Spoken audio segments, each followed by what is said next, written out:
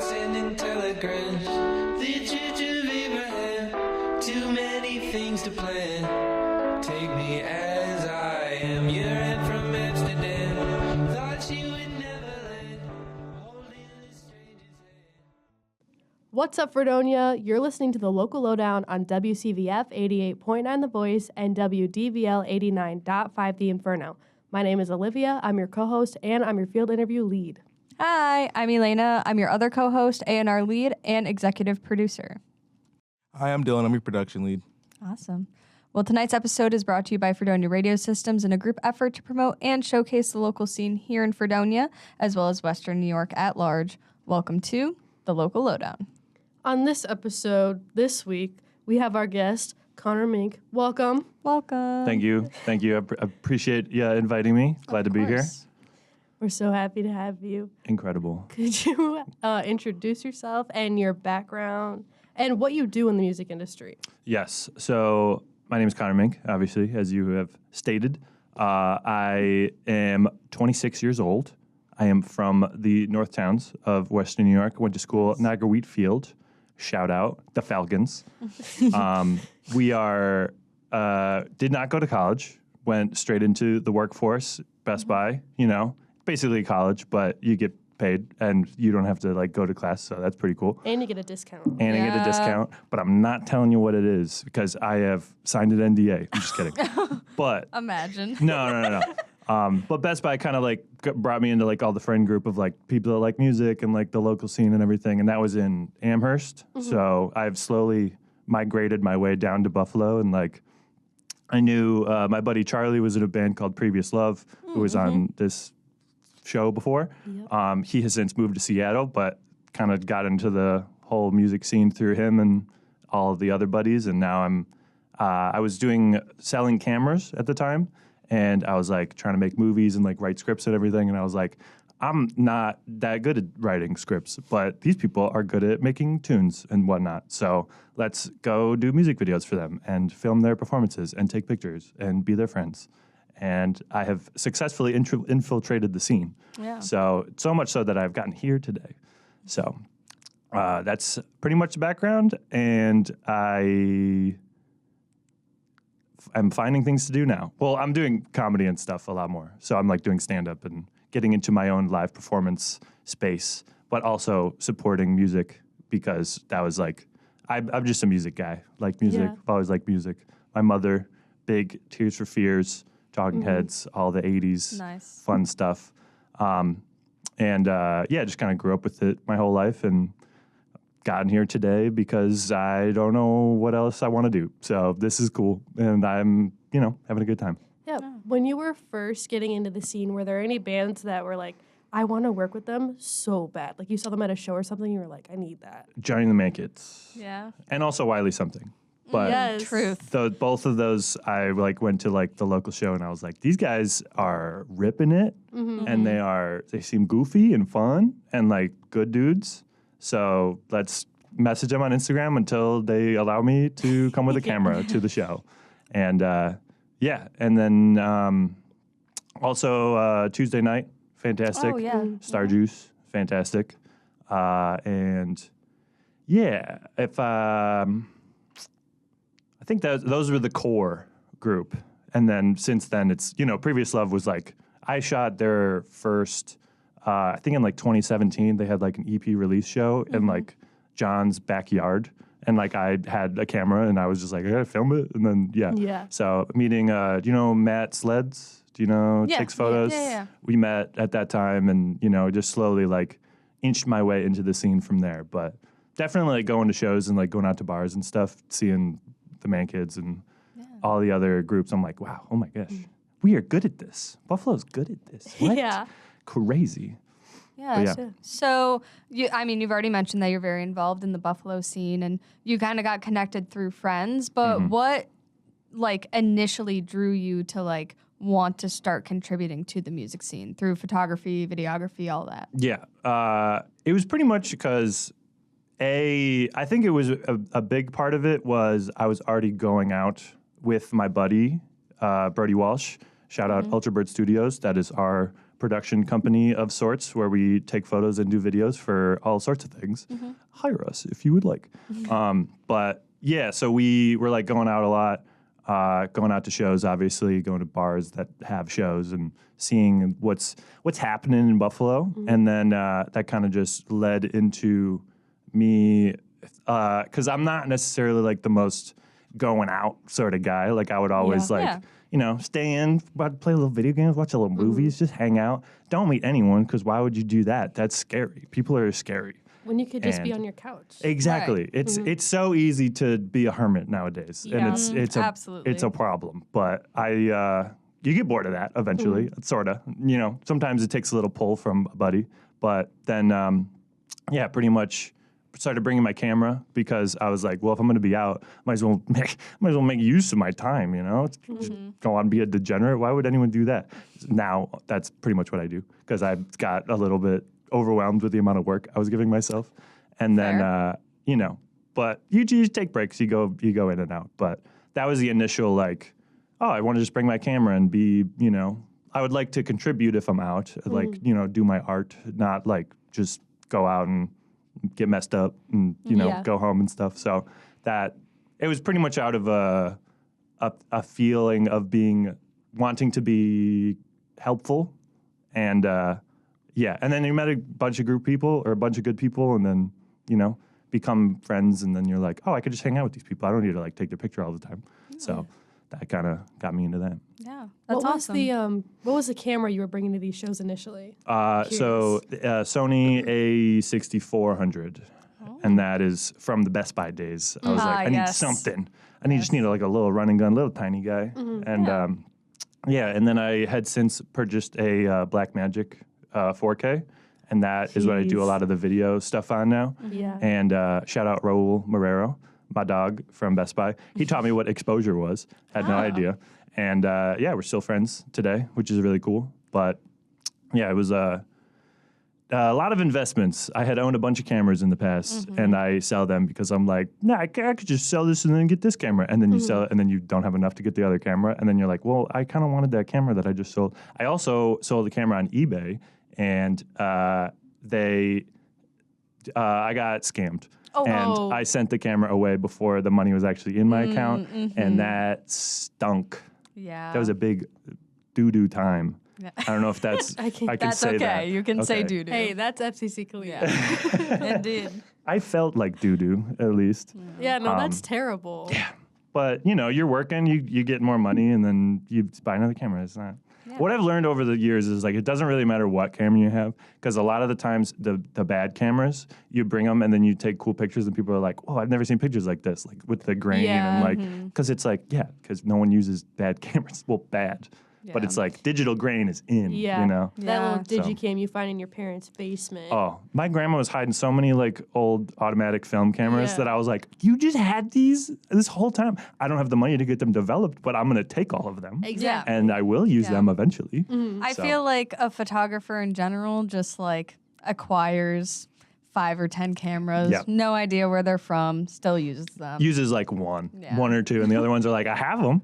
If I need them, I have a Polaroid. We'll never buy Polaroids, but I have it. Yeah. It's cool. Yep. Yeah, mine's literally, it's got, it's one of the Canon, like, ELPH little ones, and the screen is deteriorating. Of course. But I'll still take pictures with it, and everyone's like, oh my gosh, with the flash, even though my face is so overexposed, this needs to be on the gram. 100%. I need it. It's like the nostalgia factor. I'm honestly, if I can promote anything on this podcast, I am promoting on-camera flashes, because they don't get enough love, and they're great. And it doesn't, like, sometimes the lens that you use will cover a little portion of the image, but that part stinks. But on-camera flash, it's fine. Just go do what you want to do. If you want to take pictures, go take pictures. Use what you got. Do you, kind of bringing it back to the scene a little bit, do you have a favorite place that you've taken photos at? Or a show, anything like that? I'd probably say either Ironworks or Town Ballroom. because That's of fair. lighting situations. Yeah. Anywhere with fun lighting is like, ooh, I get to like actually do other stuff rather than just like one light on them. And then I just got to try and make it look different every time. Yeah. So I haven't been to Town Ballroom in forever, but you're right about Ironworks for sure. Yeah. That's a very nice venue to go to. And a lot of space. yeah. That's, Absolutely. I haven't been to either. I gotta go. recommend. Yeah. So I will say the drinks are astronomically priced. Yes. I don't like that part, but I get it. You got to keep the lights on, whatever, do your thing. So, Are they like those fancy drinks? Like, it's a hay burner. Oh. It's not. It's just like I don't need to spend $9 on this, but okay, sure, I'm here. I'll support. Yeah. Yep. Support the scene. Whatever. Shout out Buffalo Ironworks. Please Hey. give me a discount and everyone else if you'd like, but me specific. I take pictures. I'm promoting you on this show right now. Yeah. There you go. You're welcome. Free plug. Unless you don't want it to be free. I'll take money. Yeah. I wanted to ask you what your mindset is like when it comes to shooting a gig versus other forms of your photography. Just show up. Just show up and Show up, figure see it what out. the vibes That's are. really, I'm shooting from the hip here. Literally, like photography pun included. But at the same time, I've learned that I am much better at just like, the way I kind of approach it is just like, how will I want this to be displayed to me? Like, how do I bring someone that wasn't at the show to the show through what I'm doing? So, like, that's why I do a lot of the video stuff, I would say, Yeah. because it's like, once I started doing that for Passed Out, also, shout out, first band I filmed in Mohawk Place. That was like under the Ultra Bird name. And me and Brody filmed that. But RIP Mohawk Place. Yes. But yes, it was filming that and like editing it and like showing people. It was definitely like the approach was, how do I bring someone to the show that isn't here, and how do I like, treat it like I'm like, as an audience member, how would I want to see this through images and stuff? So. Yeah. I don't know how else I could say that. I've said like the same thing 4 times, but No, yeah. I remember seeing your photos that you took at one of our past local lowdown shows. yes, And I remember seeing that and just feeling what you just said through those pictures. Good. I felt that through that. I'm glad. That's awesome. Yeah, the beach event, Beach Fest. Beach Fest. Yeah. Yeah, Beach Fest in November. Fantastic idea, Yeah. and that is not a joke. Zero sarcasm involved, but it was fun. You guys do good stuff here. Thank And I you. respect it. You also do great stuff. Oh my gosh! Wow. Yeah. Thank and you.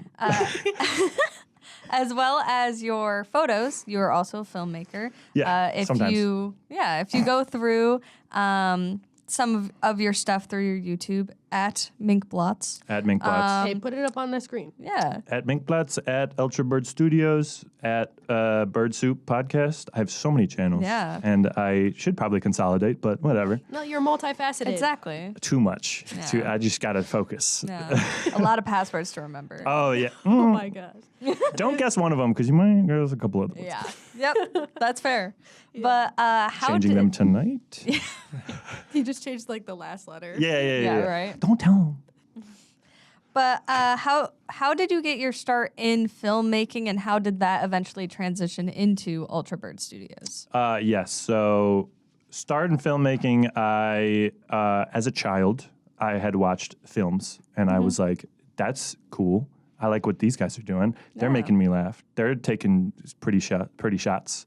And then so like growing up with like a lot of comedy movies, and then like transitioning as a teenager into like the edgier, like Fight Club. I'm 14, and it's I like, just watched Pulp Fiction. yeah. That is a real sentence that happened to me. Me too. Yeah. But yeah, that doing all that stuff, and then realizing like, oh, people like, this is something that makes a bunch of money, and then like this is someone's career that could like be a part of this whole thing. And then that kind of led me also into watching a lot of YouTube stuff growing up, like a lot of the British YouTubers, like the Tom Scott, Ed's World, that whole. I was initially, so if there's one thing you know about me, I love SpongeBob. SpongeBob is the gospel. SpongeBob is the Bible. And basically from that, I wanted to do like animation and become like, I always doodled as a kid. And then I realized I do not have the patience to draw something 24 times for 1 second of the thing. And I can just press a button and then they do the stuff and then it's just done. So took that, got into, at the same time as doing the video and like skit stuff growing up, got real into Call of Duty. I don't know if you've heard of that game. I have. It's famous. It's famous. Yeah. But I was in the trick shotting and quick scoping community to use sniper rifles in a very cool and fun way. My brother was for Halo. Yeah. It's a real fun group of people that are not mean at all. Nope. And basically I was like, oh, I can like be the guy that edits all the footage. So I like got into editing through that and then learned, After Effects, all the Adobe stuff. And then that kind of transitioned into like, maybe I should do my own stuff and then make videos and not play Call of Duty all day. Because I wasn't good at it either. That's why I was editing, because I was not good at the game. But I was like, I'll be helpful. And then, can you see the parallels to the music industry in that? Yeah. Like, I don't know how to play music. They're good. Can I show up to you guys? Call of Duty and music industry, like this. They're the same. They're basically the same thing. Yeah. But yeah, so that kind of led me into like writing scripts, and like I've written a bunch of like longer scripts, like 30 to like 50 pages, and then like, that never got made. So I was like, let's do other stuff for now. But that's kind of where we're at. Yeah. And I did kind of want to shout out one of your first projects that you had done through Ultrabird Studios. I'm doing the one that you guys promoted on your page. I know there are a few videos before that. Yeah. But it's a short film called Wasted. Yes. What do you remember about that first short film collaborating with Brody in order to put that through Ultrabird? So that was, I believe, into 2020 that had like come out. Either 2020 or 2021. It was 2020. Yeah. So that was Will, shout out Will Rafter, my good buddy from high school, but he was in a group called the Ivy League Collective. And he was a good buddy, did like the theater program in school. I was never really into the theater program. Oh, I should also mention I did BOCES. So my senior year of high school, I was in video production for BOCES. Oh, that's awesome. And that, kind of spawned a lot of like just go make movies and stuff. And then I didn't, it was hard. So, yeah. And then, so that short film was basically like, we want to make something based on just like a small like prompt, but like shoot it in our town, like North Tonawanda. It was like on Webster Street. Brody went to North Tonawanda, the school. So after, scouting some spots, we had the idea of like a guy that was he just tried to propose to his girlfriend and his girlfriend said no and then like ended the relationship. And then he's getting wasted and then walking home down the street where that night happened and then remembering all the errors of his ways. Not errors, but, the situation that was a little crummy. So it pretty much, it wasn't too much more than that, where we were just like, we just want to make something that looks cool. And then I was like, Men I Trust is a good band, and this song fits the vibe of what's happening. And it's called Numb. Shout out Men I Trust. And that, numb, wasted, drinking, numbing pain, there's a lot of metaphors everywhere. Yeah. So you got to. Yeah, that's kind of how that spawned. And then we were like, we should just do stuff like this. And then we did like one or two of them. And we were like, let's do music stuff. Yep. Let's just do music video. Because that basically was a music video in a way. Like there's no like real dialogue or anything. Yeah. So, yeah.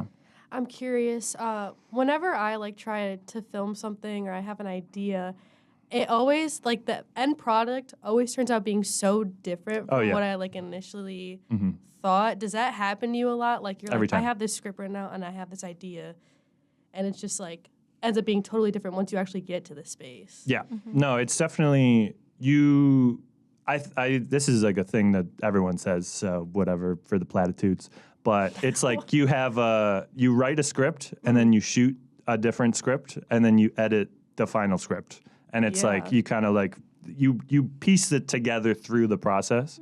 And that's what I think led me to not like writing as much as I probably should, because I'm like, well, if I have this script that I'm going to do, if I'm following it so rigidly, like during the filming process, then I won't get like the natural, like if we have an idea on set or whatever, and it just turns into like something that I didn't like or whatever, because it's obviously different when you write something versus like when you shoot it and do everything. So that it really led me into like just showing up and being like, yeah, we want to do this. And that's, I kind of wasted was that, where we were like, we have an idea of what we want to do, and let's just do it, and then we'll figure it out. And then it might be good, it might be not good, but, you know, you just do the process.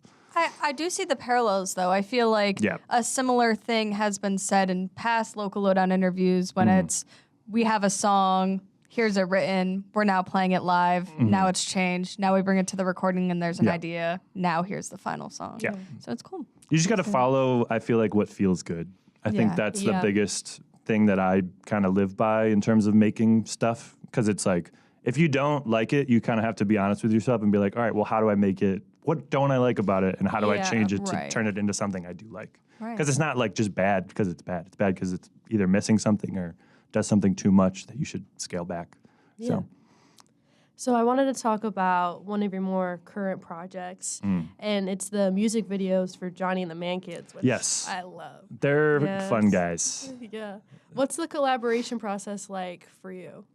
So with them specifically, John Marciniak, shout out, the boy. He is the mastermind of obviously all of the music stuff. And so at least for we had 5 music videos come out, I think 2 years ago. I think it was 2022. I think the last one came out at the end of 2022. I could be wrong. Might be 2023. Everything's blending together. 2023 was 2 years ago. I'm crazy. Whoa, that's weird to think about. Yeah, I don't like it. But no, so he had the whole EP ready, and he was like, hey, I want to do a music video for all of these songs. And we're like, we would love to do that for a very discounted rate because you guys are good and fun and nice.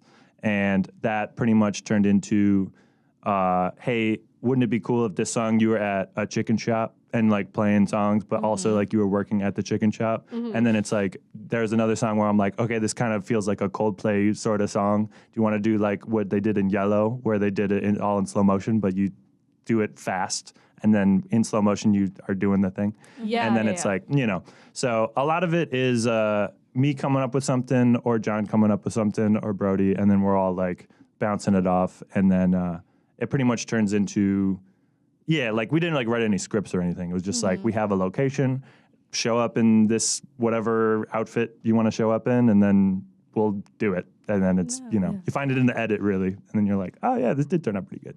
So. How do you get comfortable shooting in such public spaces? You just because I would just be like, I don't care at this point. Well, it's like, I would say the best way to be comfortable in it is to have a group of people that you are very comfortable with, and also like, I feel like at a certain point when you are like with the statues video, where I was like, hey, you got a song called Statues, we can go to Delaware Park, there's a bunch of statues over there. Let's just have a good time in the park and then just mess around. And it's kind of just like hanging out with your buddies at a certain point. And that's like, I have a huge philosophy where it's like, if what we're doing, if we're having fun while we're doing it, it will show through the video. So it's like, if you're, you know, having a crummy time and like, you got to get this shot, you got to do this shot. It's like, no, you just got to have fun. And if it's not working, don't use it in the edit. You know? You know. So. I feel like it's more fun to look back at videos that were fun to shoot anyways. Because then you're like, oh, I remember that moment. Yes. And that's like, because I'm thinking, so Statues, nice to see you, or nice to meet you again. Just a Man. And then Rosaline. Oh yeah, Rosaline, he was having a garage sale. And then I was like, hey, he was like, you should come by the garage sale and just like shoot a video for it. I'm like, yeah, okay. So it was just like, you know, literally no one bought anything at the garage sale. So John had to like be the guy that's looking through the garage. And it's, And that also was, so we shot all of that before Jake was in the band. So Jake has since joined. And then with the Rosaline specifically, they were in that video. And we were like, oh, that's so good that at least, you know, we got him in something. And that was a cool experience for sure. Yeah, we can use one of them as an example. Let's say Just a Man. Yes. How long? That's the pinnacle, I would say. That one is the best one, in my opinion. Yeah. How long was that process from we are filming to editing and getting it all set to go? Like, what was a realistic timeline for that? So that was around also the time where I started taking on way too many projects, and I was like, I'll get them done, and then you don't set a plan up, and then it's like 3 months later, and you're like, wait, I really have to edit that. So that pretty much was probably the setup. So we had talked to Hen House, shout out, another group of buds that started their own chicken shop. Very good fried chicken and whatnot. I've heard good things. Oh, highly recommend. But it is, I think we had messaged them maybe in like March or April or something. And then it was just like come by. You know, it wasn't like anything crazy to set up. And shooting probably would have been like 3 hours, maybe like 3 or 4 hours. We were like, all right, we'll have you guys set up as like the band in the shop and then like get that whole thing done. Like we'll do a couple rounds of the song in just like different, like one of them I was on a tripod. One of them I was like just holding the camera in my hand. The other one, you know, we switched up the lighting a little bit. And then the rest of it was just like, let's just do weird, funny stuff. Like you guys are clocking in the morning, and that could be like the intro. And then John was like, can I come out of the trunk of the car? And I was like, dude, please do that. And so that shooting wise, that probably it only took like 3-4 hours. Okay. And then, part-time shift. Ironic, right? Yeah. But then I would say, because we shot a bunch of them at the same time, like in that like April to like June time frame, and then just edited them throughout the year. And that one I think I had waited on until like December, and I was like, oh, I still have to like put this together. And then I think it came out like a day or two before Christmas. So that was a bit of a longer editing process, but that's just because I am learning how to plan things, and I am a little boy, and I'm earning my stripes in the production world. And now I do podcasts because it's like, we just did it and upload it right away. Here you go. Yep. Here you go. Yep. That's fun. Don't take anything out. We didn't say anything bad.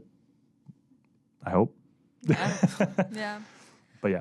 Well, that's awesome. As well as the music videos, you also have filmed a lot of live sets through Ultra Bird Studios. Yep. The one from Man Kids is one of my favorites. I love that one. The Ironworks one. Yeah. And I think there's a more recent one of Fernway as well. Yes. What is the whole setup, production, all of that like in terms of all the different camera angles and everything like that? Yeah. So I've had several cameras throughout the years. I have the main Blackmagic, and then I have the 6400. And then I used to, for a different podcast we were doing, but also just in general because of the live shows, I had a couple like Lumix, like I think 2 or 3 Lumix cameras that were just like, an extra thing.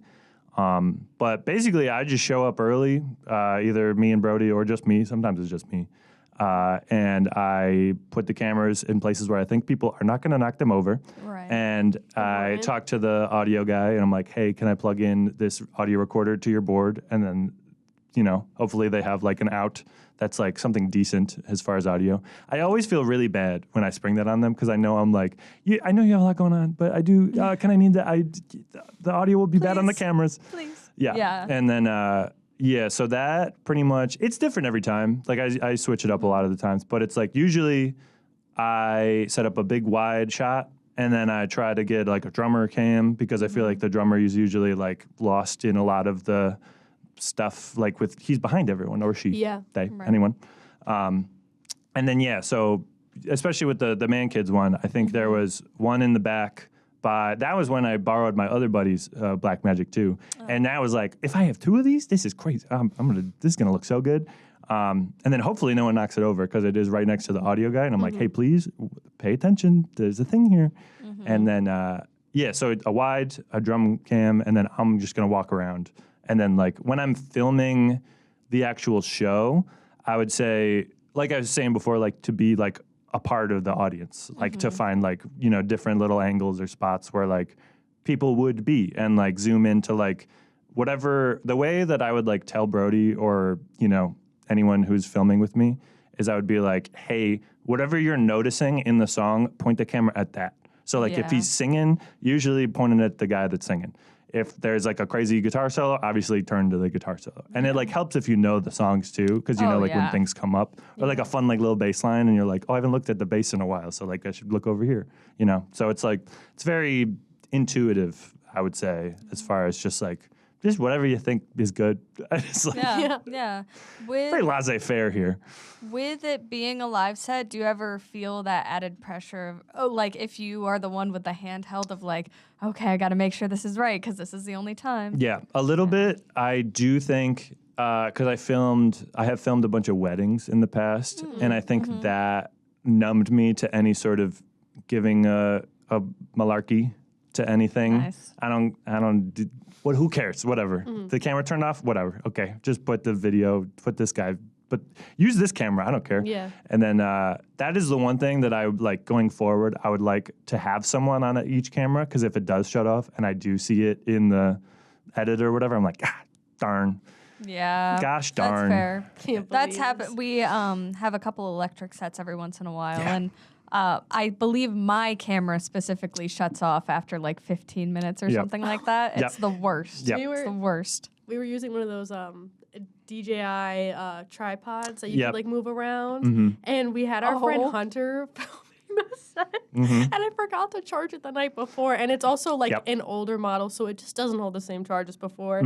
And he was holding it with the. You're making me sweat, by the way. I'm just kidding. He was like holding it, and all of a sudden it turns off, and it swung the phone down, and it just the video ends at his face, and he looks so surprised. And it's like plopped over, and he's just holding it. It's just like sprawled over his hand. It was too good. Incredible. I remember because it was in the middle of a song too. He like ran over to me. He's like, "Charge it, plug it in," and I was like, "Oh, okay." Yeah. This is why we have like 3 cameras. 33 seconds. Yeah. That's incredible. No, that is the ultimate fear, but it is also like I'm always like, there's gonna be another one. It'll be fine. And I literally have said this on the way in. It's like the older I get, the more I'm just like, whatever. It'll be fine. Yeah. And it's like, maybe that's not great. Oh, it takes a while. It takes a lot of sweaty nights of just being like, how am I gonna send this to them? And then I don't. And then I'm like, whatever, it'll be fine. Yep. Yeah. So. Yep. You just break the walls down. Really, it's just There's a shell that slowly peels over time, and then you're like, well, okay. I keep telling myself everything's figure-outable. Yeah. Everything's figure-outable. I like that. I might say that. I like that. I'm just trying to believe it. That's all it is. Truth. Mantra. You keep the mantra. So we talked about how you film videos, but I want to talk about how do you edit these videos, and what advice would you give to people who are trying to get into the editing? Yes. So start with Call of Duty. I would say that's probably a good place to start. No scoping. Don't do Halo, trick shotting. my brother. Don't do Halo. Halo's fine, but they're not up to snuff. You know what I mean? It's like it's like college football to the NFL. You know, it's just like we know what you guys want to be editing, but no, for real though. I would say, depending on what it is, I think I have different like philosophies on each thing. If it's like a narrative thing, you just, I would say editing is pretty, like you would do a lot of the editing beforehand with like, okay, we're going to have this shot of them walking over here, and then they're going to talk to this person. So do we keep it in the same shot, or do we like do that afterwards? So that kind of has a little bit more planning. But then like with a lot of the music videos that I do, or with the live stuff. Like the live stuff's kind of easy because you just like get a bunch of camera angles, film the whole thing with everything, and then like it's switch all right it. There. Yeah, and then you layer them on top of each other, and then like switch whenever you need. Like whenever a lot of it is hard to give advice on, only because it's like it's a feel thing. It's like if you feel like this shot has gone on for too long, change the shot. If the shot feels like static, like too static, like it needs something, put a little zoom in on it or something. Like, you know what I mean? So it just kind of like, you build it based off like, this isn't good enough yet, and then you just add stuff until it's good. But as far as like the music videos, I would say that's like the biggest blend of the two. So it's like you have, like with the Chicken Shop Just a Man video, we had like 3 different performances of the song. So I would like layer each of those performances on top of each other in like the base of the video. And then like there's like the little narrative stuff where it's like they're in the back and like the orders are coming in and like the boss comes in and yells at them and like, or Andy like checking his face in the knife and like do his Poochie face. So it's like a lot of it is like you have that like base layer of like the performance, and then it's like when they aren't doing anything that I like in the performance, or like it's, you know, we have a little moment between it, put it in a little narrative thing, and then like kind of go back and forth between that. But the biggest advice I would say is just like watch a bunch of stuff that you like, and then like do that. Yeah, that's the best advice I could give. What stuff online, like as far as music videos, do you like take any inspiration from? I would say first thing that came to my mind is the fluorescent adolescent Arctic Monkeys video with all the clowns and they're all fighting each other. Yeah. That one's awesome. Yeah. A lot of the King Gizzard music videos. Yep. Those are insane. To the resident Giz fan. Yes, Yeah, literally. incredible. They're the best. It's hard to beat. Big Mac DeMarco guy. So all those music videos with the VHS footage and like you know all that. Good stuff. The weirdness, have a little like kooky, crazy energy. Yeah. I don't know. I mean, the Tame Impala music videos, kind of, but I just listen to Tame Impala a lot more. So I don't know. I feel like I'm more inspired by like movies. Yeah, I was about to say, are there any movies now? Oh, that yeah. Like you take inspiration from? Yeah, Pulp Fiction, huge. The Dark Knight, Batman, really good. Yes. Fight Club, really good. A lot of the Adam Sandler comedies, like Happy Gilmore, all those like little fun sort of movies. Yeah. A lot of the Coen brothers, like Fargo and Burn After Reading, highly underrated movie. One of my favorites. Very, very, very good. Brad Pitt dancing a lot in that one, chewing gum all the time. He's a personal trainer. He's a big dumb guy. It's great. Francis McDormand kills it every time. What else? Bad 2000s comedies. Those are fun. Honestly, a lot of the Will Ferrell, like the Talladega Nights. More Talladega Nights than Anchorman, but like that sort of stuff. I recently rewatched. Oh, Napoleon Dynamite. I'm sorry. Napoleon Dynamite and Space Jam. I haven't seen that one. I need to watch Napoleon Dynamite. That is required homework tonight. Yeah. Napoleon Dynamite, one of the best movies. I would say my top 3 movies of all time. Letterboxd top 4. Letterboxd top 4, Pulp Fiction, Napoleon Dynamite, Space Jam. That you understand who I am based on those 3 movies, I would say. I recently rewatched Dodgeball. Oh, yes. Dodgeball and Benchwarmers. Awesome. Dodgeball. It's awesome. Oh, my God. It's about dodgeball dodgeball. contest. Yes. That's it? Yeah. Yeah, it's about Vince Vaughn just not giving up, Yeah. but also giving up Yeah. at the same time. There are competing gyms, and one of them is about to lose their business, and so they decide to join a dodgeball contest to get enough money to save the business. Yes. Yeah. But there's a lot of like Ben Stiller being crazy. incredible comedians in the whole cast. Steve the Pirate. Yes. Steve the Pirate's all-timer. Yeah. All-time character. Indeed. But yes. Yeah, so that kind of stuff. Bad. I love bad movies and good movies the same. As long as, exactly. You know, Exactly. Bad movies just have a certain quality to them. 100%. Like bad old horror films. Oh, yeah. Oh my god. You ever seen They Live? No. Another favorite of mine. John Carpenter. Very, very good. He puts on sunglasses and sees the world for how it really is, and all the advertisements says like obey and like buy, consume and stuff. And the whole thing is that the aliens, so there's aliens, right? And the aliens, they're not invading, they have already invaded. And the aliens are the ruling class. So the whole thing is he gets this pair of sunglasses that they developed to actually see the world and all the aliens for how they are. And it's Roddy Piper, and he's a wrestler, and he's really bad at acting. And it is fantastic. So highly recommend. Keith David's in it. It's good. Really? It's good. Yeah, he's good. Wow. Well, on a complete switch up. Yeah, do it. Take it wherever you want to go. I'm a big tangent guy. Yeah. Your newest update with Ultrabird Studios is a podcast with Brody Walsh. Correct. Who we've shouted out a couple times. Yeah, the red-haired man himself. Yeah. Yeah. But your new podcast, it's called Bird Soup. Bird Soup. How did this come about, and how has this experience been for you two? Yes. So obviously I said I have been doing stand-up. I've been going up into the open mics, trying my best to make the giggles happen. And, with varying results. It's here and there. But I do feel like personally I am a lot better off the cuff, like bouncing off of someone, like having a good time with the buddies. And part of it was I've been doing podcasts for a while, like different iterations. I had one called Getting Groovy, where it was like interviewing music people or people, whatever in general. Getting Groovy, Good Sounds. Good Sounds is making a slight return at some point. So we have more podcasts in the future coming.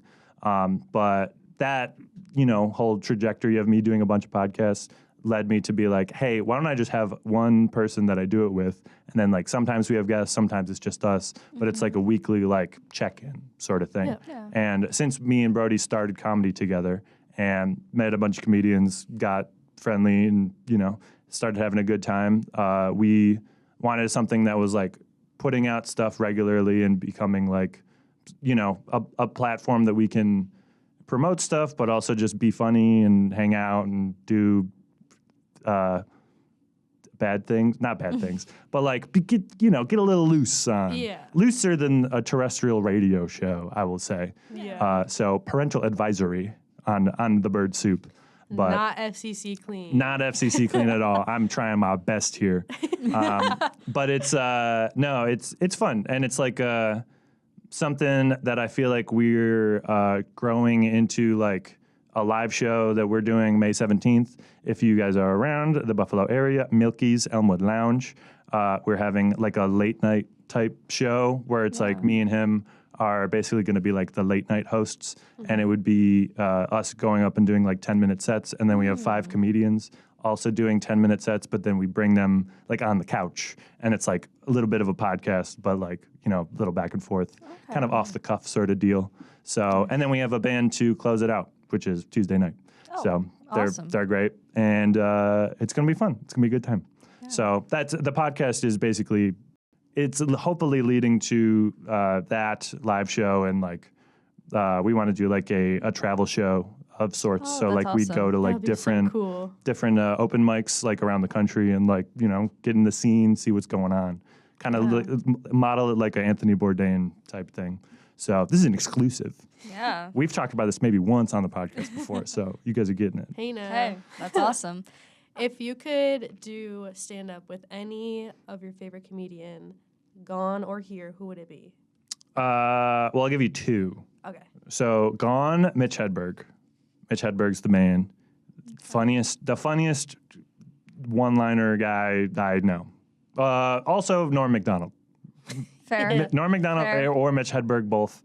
And then also alive right now, probably Rory Scovel, if you know him. He's very fun, goofy guy, big old goofy guy. I love goofy guys.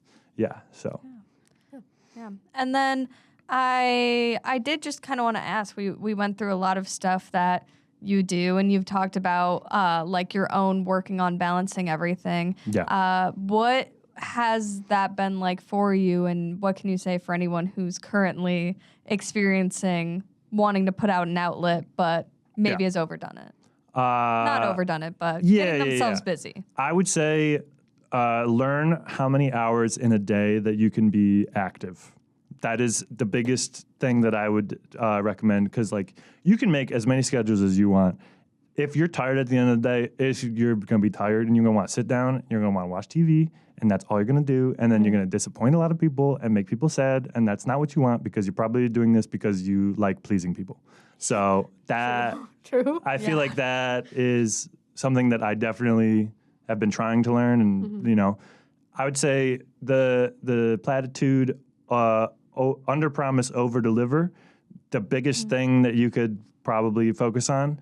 And, like I said, like follow what feels good. Like if it's not fun anymore, stop doing it, or shift it into something that is fun and like lets you enjoy the work that you're doing. Because a lot of the times, if you feel like you're obligated to do something, it just stops being fun, and then you're not going to be as good at it as you were when you were trying to do it, and because it was fun. So it's, I'd say take breaks also, big thing. Don't feel like you have to do anything because you feel like you've like kept up like obviously don't ruin your reputation and be like, you guys suck and leave, but like be like honest with people and being like, hey, I'm a little overwhelmed right now. Just it's purely honesty, I think, is the biggest, to be honest with yourself, to be honest with other people.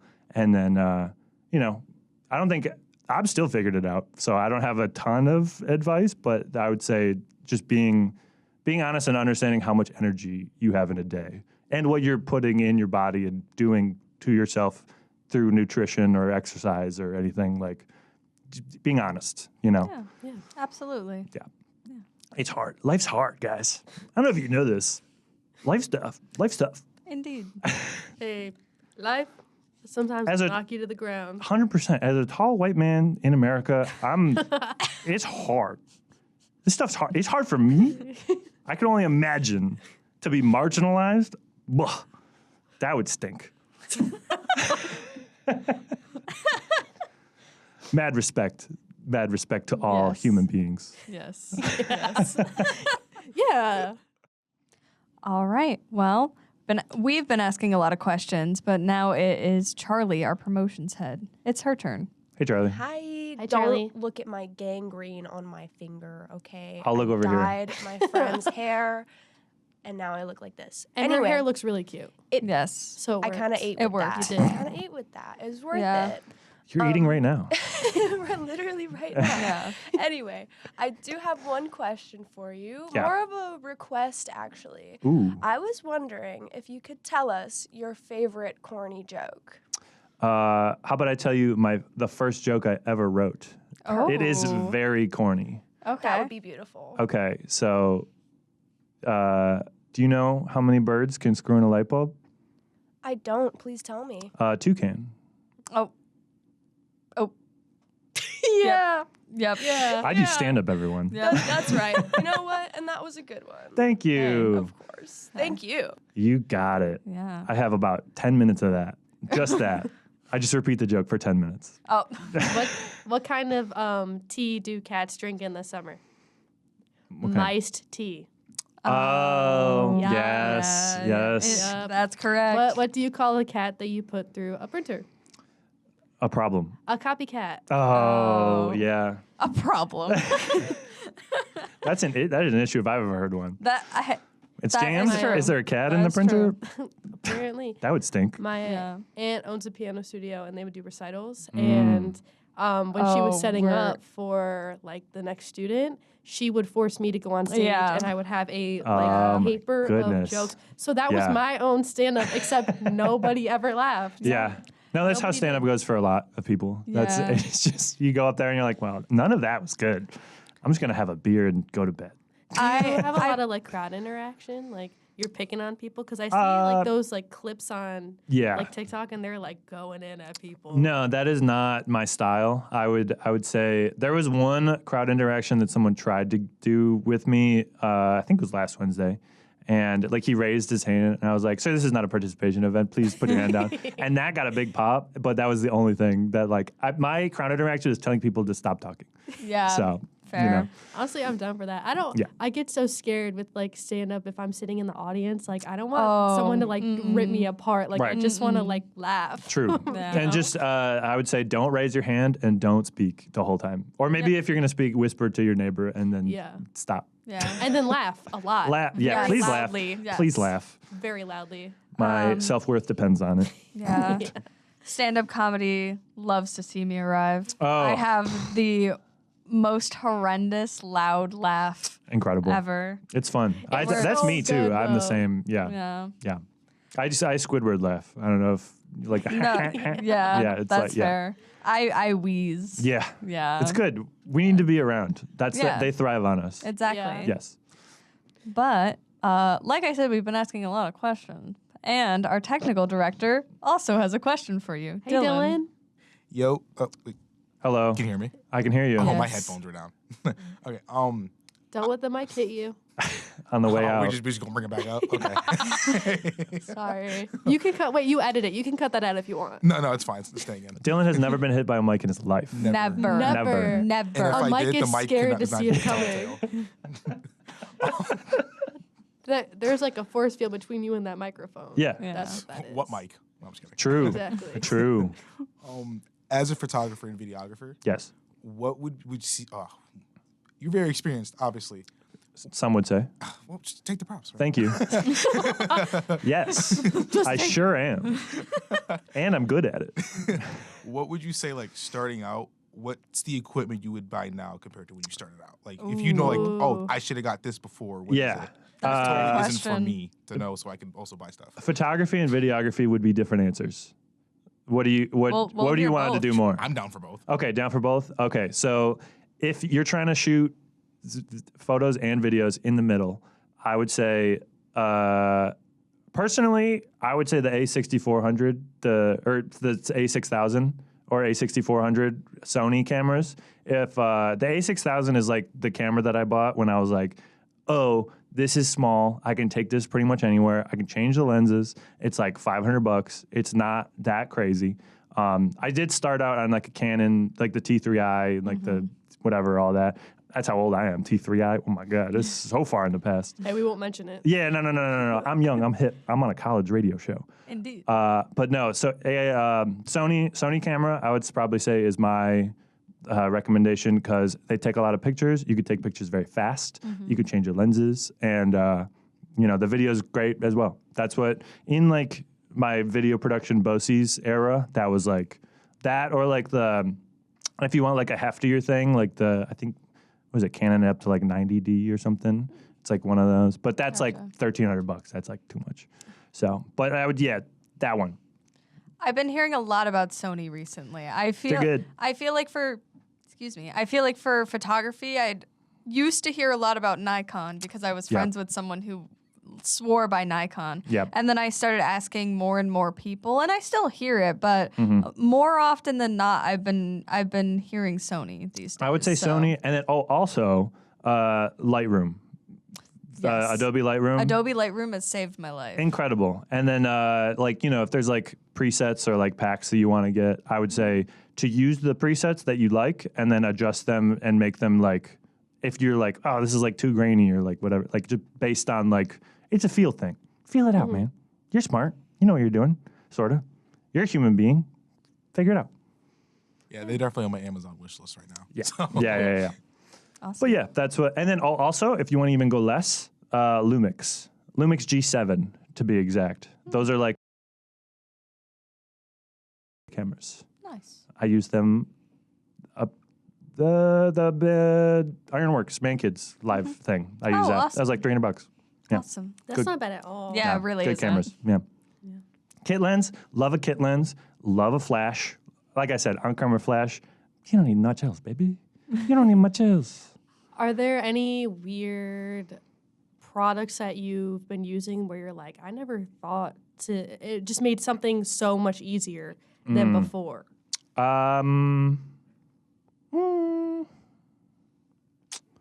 XLR microphones for the podcast. That was Yeah. like, whoa. Like just any of them, like a $30. Like the ones that I'm using, I bought at Best Buy when I worked there, like 10 years ago. They're still fine. They sound good. They don't sound as good as these. These are great, but they, XLR microphones or you don't need the things you think you need. Yeah. I think that's a big, like when I was first starting out, like I needed the best camera, I needed the blah, blah, blah. And it's like, Right. no, you need to write a good script and meet people that are good actors. That is, you can do a lot more with the talent and the, like we were talking about, like you could use like a $70 digital photo camera, bring it to an event. People are like, oh, these photos are awesome because they're not super professional, blah, blah, blah, but they still look cool. Yeah. Like the indie stuff is like very, I like all the dirt, the grime, the imperfections, wabi-sabi, if you ever heard of that term. It's like the imperfections are what make it perfect sort of thing. Like it gotcha. adds character. Yeah. So, yeah. Yeah, I gotta say, I can't say I've ever heard a lot of people talking about like Best Buy, like inspiring them a lot. Yeah. But it's really funny. It seems like even to this day, Best Buy right by your side. I do not support their business practices, but they got a lot of cool stuff in there, and you can make some cool stuff with it. So get it. It's honestly, that was my college. I was there for 6 years. I worked full time. I learned some stuff. I did. I messed around for a while. Didn't do the stuff that I was doing. But it's like, it's the college experience of like, we're figuring it out, Yeah. Get off my back, Dad. That sort of, Yeah. But, yeah.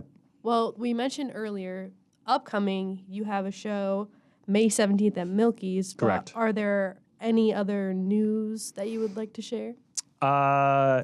Go see open mic stand-up comedy. Anywhere you are. It's Any fun. favorite spots you have in Buffalo? Well, I'll just give you the rundown. So, Tudor Lounge, Mondays, around 9 p.m. Sign up if you like. I mean, there's spots waiting for the public to come to. Or if you just want to come and laugh, that's cool too. Tudor Lounge on Mondays. Nietzsche's on Tuesdays. That one you have to sign up for online, so that's a little bit less of a, you're going to get up. Milky's on Wednesdays. And Good Bar on Thursdays. Nice. And sometimes Helium has a Wednesday open mic, but you got to sign up for that online. There's also like Dog and Pony and a bunch of different ones that are like not in Buffalo that I don't really frequent as much, but that's just because I don't want to go to Williamsville. Yep. So that's how that goes. But yeah. And then wherever you are, look up, your area, open mics, you're going to find something. It's fun, I would say. And then also... any other news? I mean, not off the top of my head. We're going to make another Man Kids video in April, hopefully. Nice. So we'll see when that actually comes out. But go listen to the Man Kids too. Yeah. Yeah. Listen to they're the great. Man Kids. In the meantime, follow Mink Blatz, Yep. Ultra Bird Studios, Bird Soup. Bird Soup. Yep. Am I forgetting anything else? There's Not no that follow at all. I have a bunch of other stuff that I don't use anymore. So you got the active ones. Yes. So, yeah. Word. Yes. Yeah. And it's Mink Blots on mostly everything. Yes. YouTube, Instagram, all Mink that. Blatz, So, if we're going to divide it, Mink Blatz is me. Ultra Bird Studios is me and Brody. And Bird Soup is also me and Brody. But we just didn't want to put it on the Ultra Bird thing because it's not like a show. Like it's a podcast. So it's like has its own thing. Yeah. It's delegated. Yes. Buy our merch, which might come out soon. I don't know. We don't have anything yet, but we're getting there. Buy it right now. Yeah. It's Buy it already right. linked. Pre-order. Yeah, pre-order it. Yeah. Hey, in if you're fact- watching this in the future, it might be out. It's true. So It's true. This will live forever. Yep. And I will be this age forever. Good. exactly. And I will be in the same spot like this forever. I never graduated. Nope. I'm just here. Overrated. I never pursued any career. Don't I'm do just it. here. Why would you? Yeah. At this point, I'm only 16% of the way through Fallout 4. Never anything else. Yeah. Well, I think that concludes another episode of Amazing. the Local Lowdown. Thank you so much for coming on the show. Thanks It's for been having a me. pleasure having you. Yes, it was a pleasure. Appreciate it. This is great. You guys are good at this. Thank you. Thank You know what you're doing. Yeah. Thank you. We try. And thank you for listening to the Local Lowdown on WCVF 88.9 The Voice and WDVL 89.5 The Inferno. We'll catch you next week. Same time. Same place. Bye. Bye. Slide for Thursday, scraping knees.